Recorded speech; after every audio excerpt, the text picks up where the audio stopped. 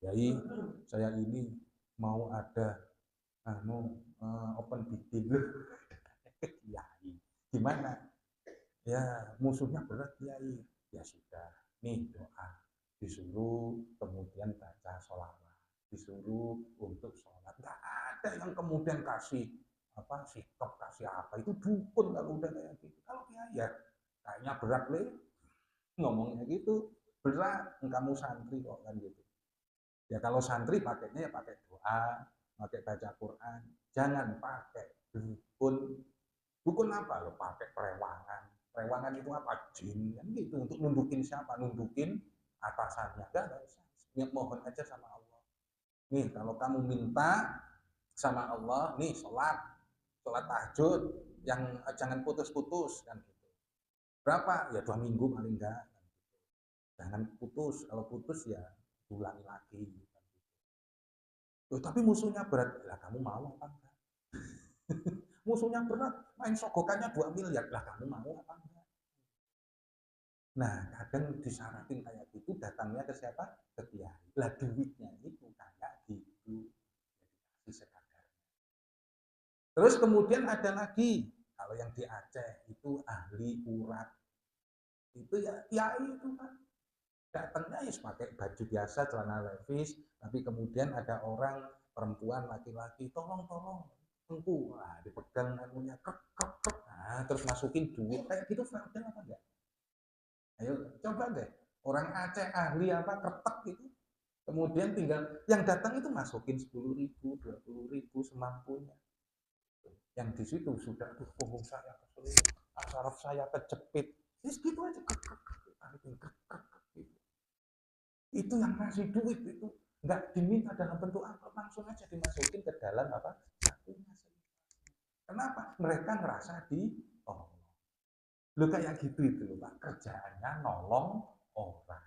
Nah itu kemudian dianggap sebagai apa feodal apa ya gampang saja zaman sekarang ya kan, di framing dengan sedemikian rupa Masya Allah. Yes.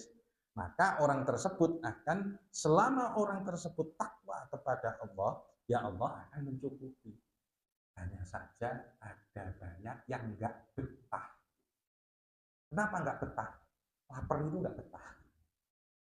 Karena dalam satu ungkapan ahli hikmah itu pernah begini. Manis tagola bijan ilmali fala buddha lahu minal haram. Siapa yang sibuk ngumpulin duit, pasti ia tidak akan bisa lepas dari yang namanya haram.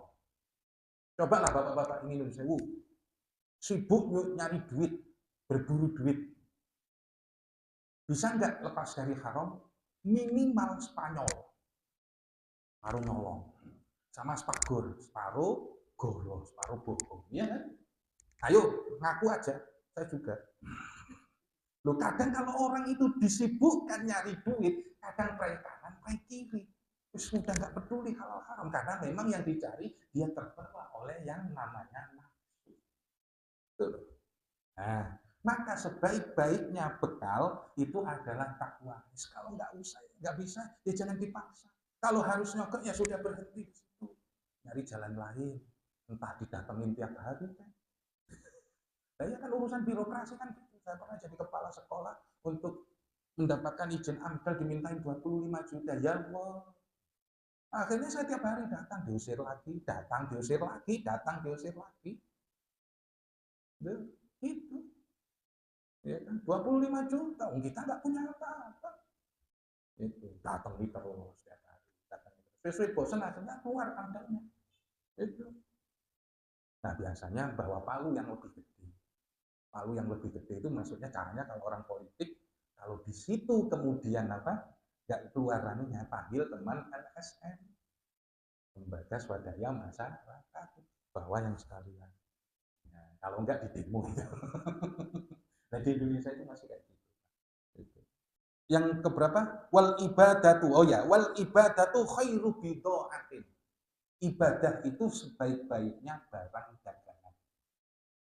Hubungan kita dengan Allah, kalau kita ini masih hitungannya jual beli, perbanyak ibadah.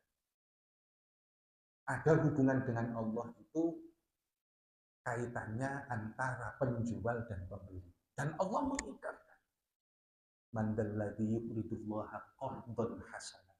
Siapa yang menghutangkan kepada Allah hutangan yang baik.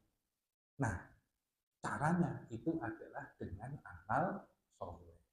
Saya sering ini, kalau saya nerangin suratul Asri itu, bahwa kita ini di dunia bagaikan apa?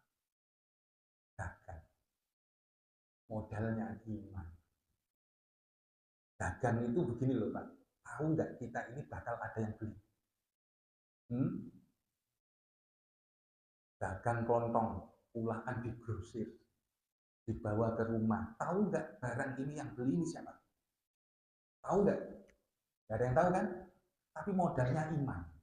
Percaya bahwa nanti pasti ada yang beli. Akhirnya pulaan. Pulaan kemana? Grosir. Itu loh. Karena percaya bahwa nanti pasti ada yang beli. Nah kita ini dijanjiin oleh Allah. Nanti yang beli adalah Allah. Maka kemudian datanglah kita pulaan. Pulaan sholat, pulaan zakat, pulaan puasa, pulaan sedekah, pulaan taklim, pulaan. Akhirnya apa? Inilah yang nanti menjadi dagangan yang dijual kepada Allah. Tapi modalnya itu harus iman dulu. Baru pulaan. Tapi kalau nggak iman, yang bakalan nggak ada orang yang mau. Oh, belum tentu ada yang beli kok, kan gitu. Tapi kalau yakin ada yang beli, ya pasti mau sholat, mau zakat, mau puasa, mau sedekah, mau cari nafkah untuk anak istri, mau nyekolahin anak, mau nyenengin istri. Nah, itulah yang kemudian disebut dengan apa? Khairu bid'atin.